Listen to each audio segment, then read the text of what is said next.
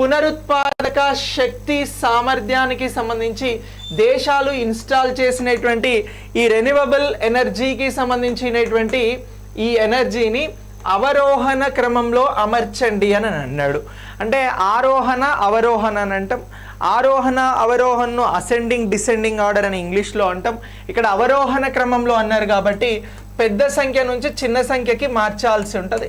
So ఇలా మనకి ఇచ్చినటువంటి దేశాలలో ఏ దేశాలలో పునరుత్పాదక ఇంధన వనరులు అనేవి లేదా పునరుత్పాదక శక్తి వనరులు లేదు అని అంటే రెన్యూవబుల్ ఎనర్జీ అనేది ఎక్కువగా ఎక్కడ ఉత్పత్తి అవుతుందో తెలుసుకోగలిగితే దీనికి సంబంధించి మనం రైట్ ఆన్సర్ చేసిన వారమే అవుతాం. సో మనం ఆప్షన్ ఏలో చైనా, యుఎస్ఏ, బ్రెజిల్, భారత్ అని ఇచ్చాము. ఆప్షన్ బిలో భారత్, బ్రెజిల్, యుఎస్ఏ, చైనా ఇచ్చాము. ఆప్షన్ సిలో యుఎస్ఏ, చైనా, బ్రెజిల్, భారతదేశం ఇచ్చాము. ఆప్షన్ డిలో బ్రెజిల్, యుఎస్ఏ, చైనా, భారత్ అని ఇవ్వడం జరిగింది. ఈ ఇచ్చినటువంటి వీటికి సంబంధించి రైట్ ఆన్సర్ ఏమిటి అనేది ఇక్కడ మనం గుర్తించాల్సి ఉంటుంది. సో ఇప్పుడు పునరుత్పాదక శక్తి వనరులకి సంబంధించి రెన్యూవబుల్ ఎనర్జీ అని అంటున్నాం.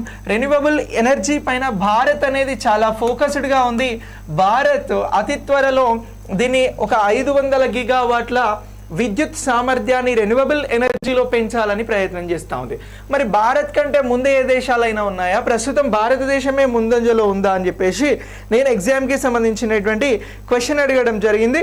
ఒకసారి నేను ఆన్సర్ చెప్తాను, ఎవరు రైట్ ఆన్సర్ చేశారు అనేది చెక్ చేసుకోండి.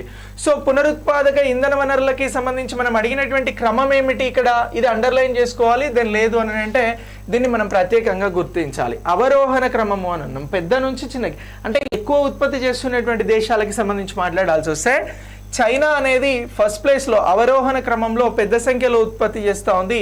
చైనాలో ఎంత ఉత్పత్తి అవుతా ఉంది అని అంటే సుమారు 1000 గిగావాట్ల కంటే ఎక్కువ రెన్యూవబుల్ ఎనర్జీ పునరుత్పాదక ఇంధన వనరులు అనేవి ఉత్పత్తి అవ్వడం జరుగుతూ ఉంది. ఇలా చైనా అనేది ఫస్ట్, దీని తర్వాత ఉన్నటువంటి దేశం యుఎస్ఏ. సో యుఎస్ఏ అనేది చైనా తర్వాతి స్థానంలో ఉంది, తర్వాత బ్రెజిల్ ఉంది, తర్వాత భారతదేశం ఉంది. ప్రస్తుతం భారతదేశంలో సుమారుగా ఈ రెన్యూవబుల్ ఎనర్జీకి సంబంధించింది 163 గిగావాట్ల పైన ఉత్పత్తి అవుతా ఉంది. భారత్ ఈ లక్ష్యాన్ని ఎంత నిర్దేశించుకోవడం జరిగింది అని అంటే ఒక 500 గిగావాట్లకి సంబంధించినటువంటి విద్యుత్ని ప్రొడ్యూస్ చేయాలి అని చెప్పేసి భావిస్తూ ఉంది. సో ఇలా ఈ పాయింట్ ఆఫ్ వ్యూలో ఆన్సర్ అనేది ఏ అవుతుందండి. సో అవరోహణ క్రమం అడిగినారు కాబట్టి చైనా, యుఎస్ఏ, బ్రెజిల్, భారత్ అని అంటున్నాం. సో ఇలా option A is the right answer అని చెప్పేసి గుర్తుంచుకోండి. రెన్యూవబుల్ ఎనర్జీకి సంబంధించి ఎక్కువగా ఉత్పత్తి చేస్తున్న దేశాలను గుర్తించండి అని అంటారు.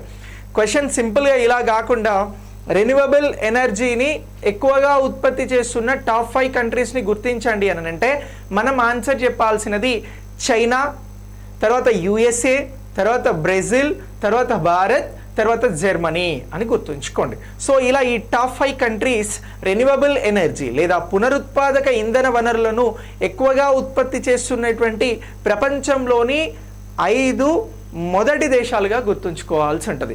మళ్ళీ చెప్తా ఉన్నా, China, USA, Brazil, Bharat, Germany. Okay, ఇవి రెన్యూవబుల్ ఎనర్జీని ఎక్కువగా ఉత్పత్తి చేస్తూ ఉన్నాయి, గుర్తుంచుకోండి.